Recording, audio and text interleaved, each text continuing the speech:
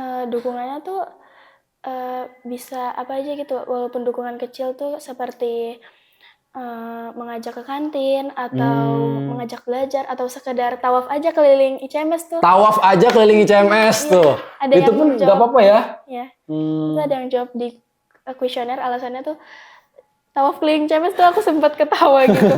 Kamu sendiri kalau misalnya ada teman-teman yang ngerasa homesick di kamar, kamu biasanya pendekatannya gimana nih?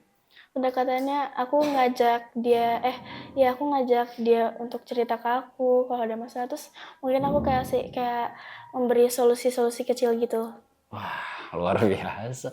Jadi intinya kamu pengen teman-teman yang homesick, teman-teman Iya. yang ini tuh mereka bisa menyelesaikan permasalahan mereka di homesick itu dengan Saling merangkul. saling merangkul. Kurang lebih seperti itu ya, Nip Iya. ya. Pelajaran paling terbesar itu aku manage waktu, itu paling terbesar. Manage waktunya. Iya. Emang kemarin pas lagi KIS itu lagi susah-susahnya ya, Nip ya. Iya. Itu nggak bisa disenggol sama sekali tuh Nip ya waktunya ya. Iya, harus selesai gitu. Dan itu kamu kalau bimbingan kapan sih, malam? Ya, malam. Iya, paling sering malam. Wah, luar biasa.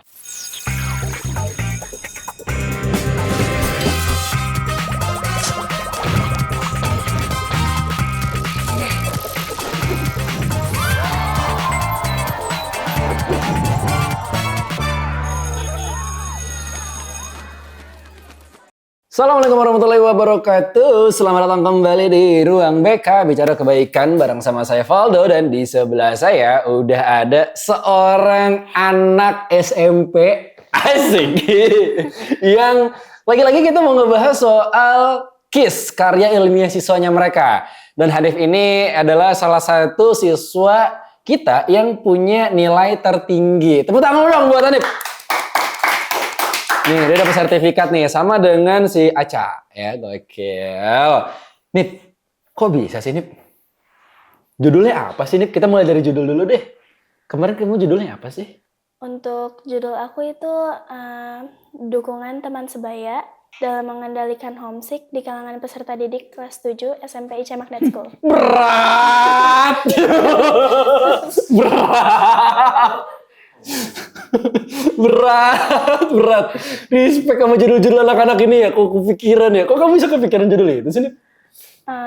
Aku tuh kepikiran judul itu tuh karena jujur aja waktu kelas 7 Ntar tuh ulang. Jujur. Karena kelas jujur. gitu dong. waktu kelas 7 tuh aku pernah mengalami homesick itu sendiri. Oh iya. Iya, dan menurut aku tuh dukungan teman sebaya tuh mampu untuk mengalihkan atau mengendalikan homesick aku gitu. Terus aku tuh jadinya ingin melihat apakah pada orang lain itu tuh dukungan dari teman sebaya tuh mampu mengendalikan atau mengalihkan perasaan homesick itu juga. Wih, the best. Berarti kamu dulu ini berdasarkan sama pengalaman pribadi dong, Nip? Iya. Iya kan? Di kelas 7, Nip, kamu pernah homesick? Iya. Berapa bulan, Nip? Ingat nggak? Berapa bulan? Awal-awal masuk ya? Awal-awal masuk 3 pasti. bulan pertama ya? Iya, 3 bulan. 4 bulan pernah itu kayak seminggu tuh full nangis pernah. Oh, iya. Iya. Apa yang dikangen dari rumah emang, Nip, sebelumnya? Dikangenin dari rumah tuh kayak apa ya? Yang pastinya tuh orang tua. Terus kayak apa ya? Mendadak pisah gitu sama keluarga sih pasti. Iya, iya. Jadi ada jarak yang tiba-tiba jauh gitu ya. Dan itu awalnya kamu homesick. Terus bisa hilang itu yang kamu bilang tadi, faktor dukungan teman sebaya itu, Nip, itu kayak gimana, Nip? Yang ngebuat kamu akhirnya, kamu udah gak homesick lagi nih, kayak gitu. Apa nih awalnya? Faktor, jadi tuh yang ngebuat aku gak homesick tuh waktu itu tuh kayak ada satu teman yang ngedeketin aku. Terus dia tuh kayak ngajak main, ngajak kemana-mana bareng gitu. Jadi dari situ kamu akhirnya mulai rasa homesicknya tadi itu teralihkan. Nah, ini penelitian kamu ini sebetulnya kuantitatif atau kualitatif sih, Nip? Kuantitatif. Berat, judulnya kuantitatif. Hitung-hitungan lagi. Kenapa nih kuantitatif? Emang disuruhnya kuantitatif atau emang kamu yang mau? Sebenarnya aku tuh awalnya pengen ini aja wawancara, kan kalau wawancara kualitatif. Tapi ini kan kelas 7 tuh ada 17 orang. Sama waktu itu ada 1 orang tuh yang lagi sakit.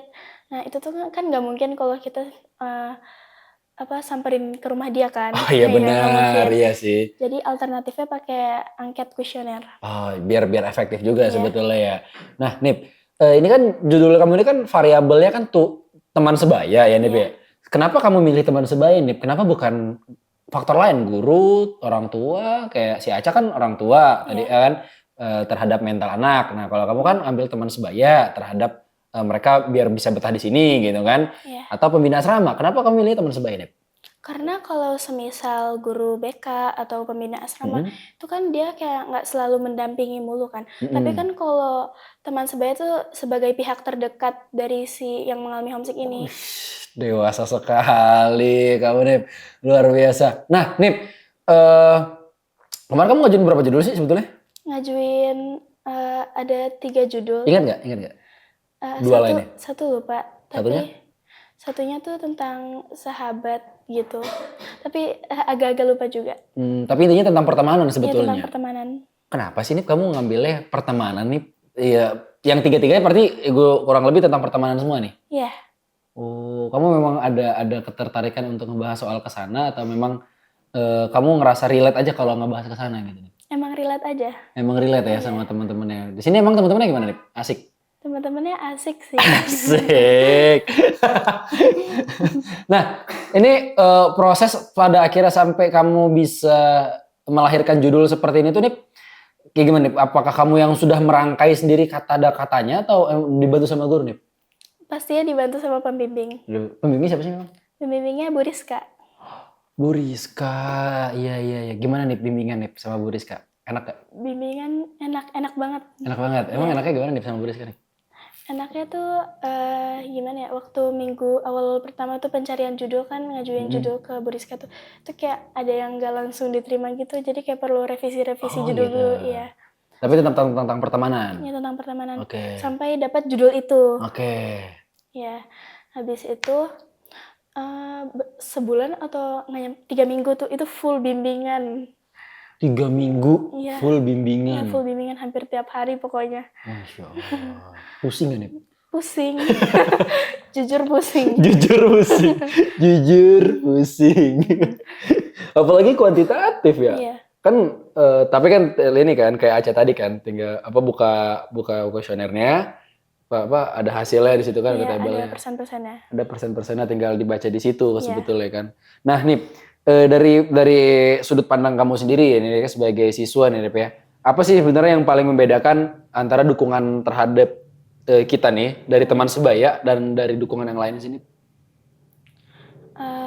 Dukungan bedanya tuh ya pasti berbeda karena ya seperti tadi dia tuh kan teman sebaya jadi pihak kedua, dia tuh lebih dekat sama kita, lebih mengenali kita lah. Oke, lebih mengenali kita.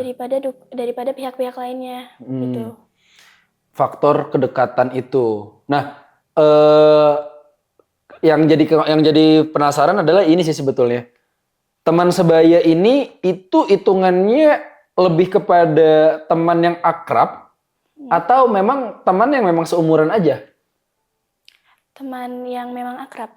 Oh, yang akrab sebetulnya. Berarti variabelnya memang sempit ya. Dan ini lebih enak sebetulnya. Karena fokusnya adalah yang sebaya di sini itu maknanya akrab. Nah, yang kenapa enggak ini ya? Kenapa nih, Kang Faldo nanya nih.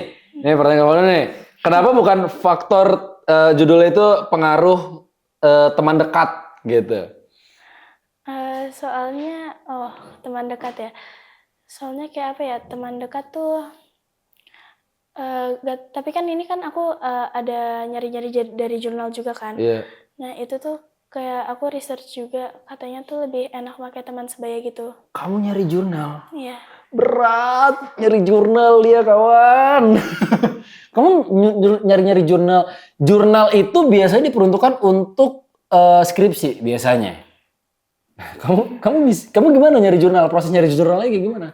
Nyari jurnal tuh jadi aku copy paste dulu judul aku, terus aku tuh masukin ke Google Scholar, kalau enggak ke Script, kalau enggak ke web. Berat data Google Scholar bro, anak sekarang. Kita mah taunya zaman kuliah ya, Google Scholar ya buat nyari jurnal ya.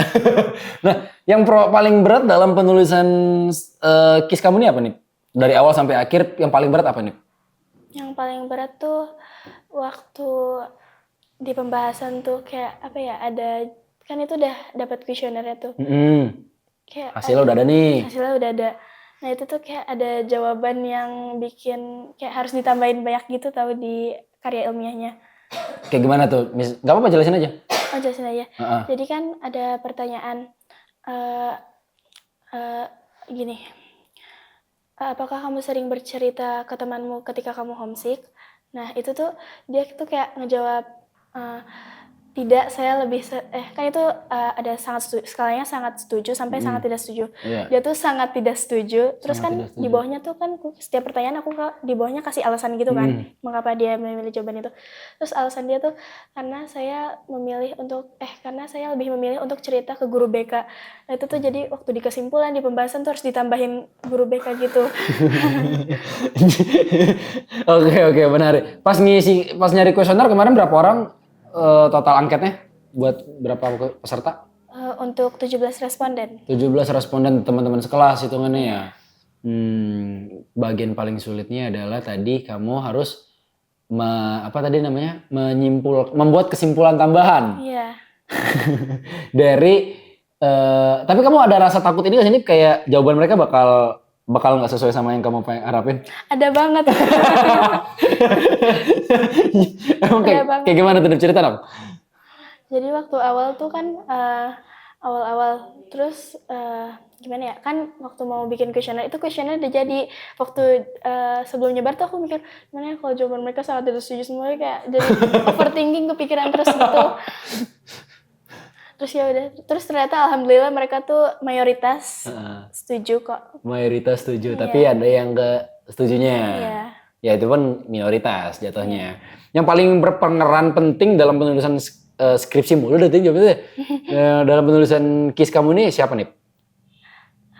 Guru pembimbing. Guru pembimbing. Sabar banget Bu Rizka ya? Iya. Cuman satu doang ya guru pembimbingnya? Apa ada dua? Bu Rizka ngebimbing berapa orang? Iya enggak, kamu kan kalau kita nih yang kalau bikin skripsi biasanya ada dua dosen. Guru dosen 1, dosen 2 yang ngebimbing. Nah, kalau kamu itu cuma satu doang ya kalau KIS itu ya? Untuk pembimbing ke arah isi dari KIS-nya tuh cuma 1, tapi untuk pengecek kebahasannya tuh ada 1 lagi. Oh gitu. Iya. Siapa? Kan untuk isi KIS aku tuh pembimbingnya Bu Rizka. Iya. Nah untuk kebahasannya tuh Bu Maya. Dan gitu. waktu aku cek kebahasan itu juga lumayan banyak yang diubah gitu. Itu gimana nih? Kan Bu Maya kan guru bahasa Indonesia ya. Iya. Lumayan detail juga nih soal tata bahasa nih. Iya. Gimana tuh nih? Bu Maya tuh kritis banget. Gak boleh ada kata tanya, terus habis itu titik koma gitu-gitu pokoknya. Kalau ada kata tanya kamu jatuhnya nulis self improvement. Iya. Kayak gitu. Nih, berapa lama kemarin pengerjaan KIS ini nih? Pengerjaannya tuh dimulai tuh apa ya, aku lupa. Tapi kalau nggak salah 3 bulanan ada. 3 bulanan ada. Oh luar biasa, dalam waktu 3 bulan mereka bisa menyelesaikan judul yang lumayan berat ya untuk di usia. Apalagi kamu SMP loh ini. SMP. Yang dimana anak SMP lain ya Bunda ya. Saya mau kasih tahu aja. Belum tentu di sekolahnya ada program kayak di CMS. Kalaupun ada di boarding lain, muhadoroh aja paling bentuknya kayak ceramah. Nah kalau di sini nih salah satu cetakannya nih ya Bunda, ada anak kita ya asik. Salah satu cetakannya nih ya hasil dari public speaking di ICMS ini. Mereka bukan cuma bicara soal gimana caranya berceramah ya, tapi bagaimana cara mereka juga membuat sebuah penelitian terus menyampaikan dan mempresentasikan penelitian tersebut serta mempertahankan argumennya mereka. Jadi dari SMP sampai SMA mereka tuh udah dibiasakan yang namanya presentasi.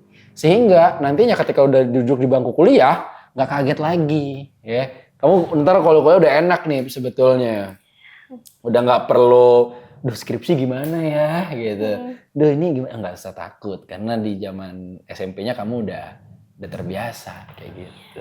Nah, Nip, pas presentasi itu gimana Nip kemarin? Jujur. Asik. Udah otomatis sekarang. Gimana tuh? Itu kan aku presentasinya hari terakhir kan ya. Orang kedua paling terakhir. Kedua terakhir di hari terakhir tuh? Iya. Di hari terakhir. Waduh. Nah, kan udah hari pertama tuh nih biasanya tuh ya. jadi sebenarnya panik gimana gitu sih, soalnya kan aku ngeliat aku kayak ngamatin tuh penguji tuh nilainya gimana, terus apa aja mereka yang salah tuh aku catetin tuh sebenarnya. Terus habis itu ada beberapa yang aku ubah tuh sebelum presentasi. Terus ya udah aku print ulang jadinya. Terus pas tampil tuh gimana perasaannya? Pas tampil tuh deg-degan banget. Deg-degan banget. Oke. Terus ada pertanyaan tuh yang udah di-expect sih, udah ketebak gitu. Oh, udah ketebak bakal nanya itu. Kamu Ya, udah siapin. Ya udah disiapin. Keren loh, mereka udah bisa banget. Nah, ada nggak nih pertanyaan dari guru ataupun dari siapapun yang bertanya itu yang, waduh, ditanyain lagi gitu.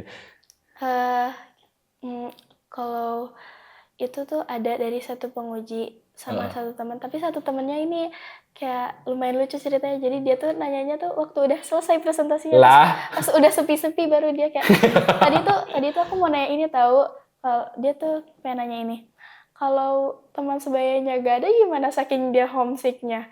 Terus gitu, kalau teman sebaya gak ada saking dia homesicknya, dia nggak pengen ngomong sama siapa-siapa, dia harus kemana, terus dukungan teman sebayanya gimana gitu.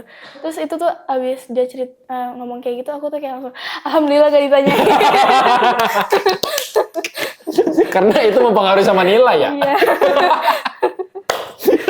Tapi kalau dari guru pembimbing ada nggak ya, guru penguji yang paling memorable banget pertanyaannya, berat nih gitu, ada nggak? Paling memorable ada, tapi nggak berat sih sebenarnya. Itu tuh di kelas.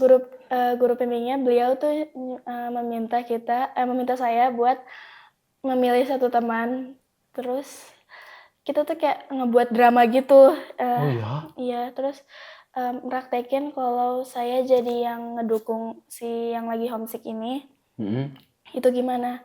Nah udah itu saya memilih, boleh sebut nama nggak? Nggak apa-apa.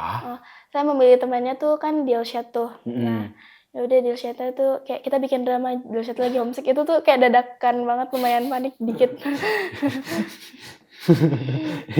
itu tuh lebih ke menguji hasil sebetulnya nih tuh ya. Lagi pengen ngeliat hasil. Nah, setelah kamu melakukan penelitian ini, terus kamu selesai sekarang ya, apakah cara pandang kamu dalam memandang pertemanan di asrama ini jadi berubah atau ada pola pikir lain yang baru? Pertemanan di asrama berubah. Iya sih, dari sudut pandang aku tuh kayak, oh mereka deket juga ya gitu-gitu. Oke. Jadi intinya kamu pengen teman-teman yang homesick, teman-teman yang ini tuh mereka bisa menyelesaikan permasalahan mereka di homesick itu dengan saling merangkul. Kurang lebih seperti itu ya Nip ya. Nah Nip, dari hasil yang kamu dapatkan ini Nip ya, peran kecil atau dukungan seperti apa yang sebenarnya bisa dilakukan seorang siswa untuk membantu temennya yang sedang homesick?